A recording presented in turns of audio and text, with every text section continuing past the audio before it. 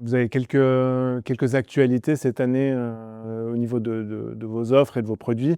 Le fonds de litigation finance, justement, là, vous êtes à une masse de 100 millions à peu près, c'est correct? C'est juste. Qu'est-ce que les gens viennent chercher quand ils souscrivent à ce fonds? Concrètement, enfin, c'est quelque chose de pas très tangible, de difficile à comprendre. Pourquoi est-ce qu'on décide de rentrer dans un fonds de litigation finance? Alors, c'est une très bonne question.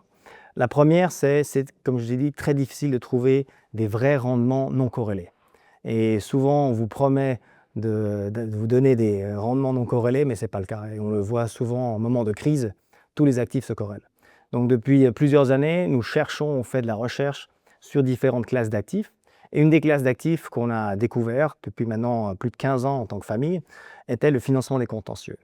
Et pourquoi on aime le financement des contentieux? Je dirais pour deux raisons.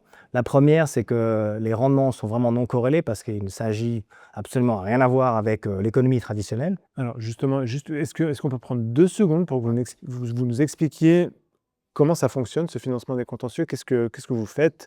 De quoi est-ce que les cabinets d'avocats ont besoin? Comment ça marche? Alors, bonne question. Donc, le contentieux, il existe partout.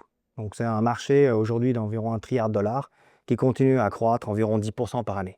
Donc, s'il y a les contentieux traditionnels, Apple qui va dire je mets un procès à Samsung parce qu'ils m'ont volé une patente pour mon nouveau téléphone, ou par exemple quelqu'un qui s'est fait léser en achetant une nouvelle VW en pensant que c'était une voiture, on va Qui dire, polluait pas? qui ne polluait pas exactement, et finalement qui se rend compte qu'ils ont été lésés et la voiture a perdu de sa valeur. Et c'est là où nous, on intervient. Pourquoi? Parce que la plupart de ces personnes, et souvent les petites entreprises ou les gens qui ont été lésés, ne peuvent pas se défendre. Ils n'ont pas les moyens. Donc, ils peuvent aller voir un cabinet d'avocats, mais le cabinet d'avocats va leur dire « Vous avez un super cas, mais qui va payer mes frais d'honoraires ?» Et c'est là où on rentre en jeu. Donc, on sélectionne des cas où on peut vraiment aider les personnes qui ont été lésées pour se défendre et d'obtenir justice. Et la manière dont ça marche, c'est nous payons tous les factures ou les honoraires d'avocats, et une fois qu'il y a une résolution, on se partage les bénéfices.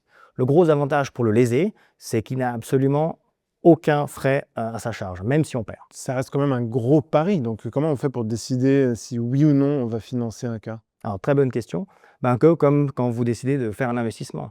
Vous faites un investissement dans une société ou dans un fonds ou n'importe quel actif, vous faites ce qu'on appelle une analyse, une due diligence. Et c'est la même chose dans ce cas de figure.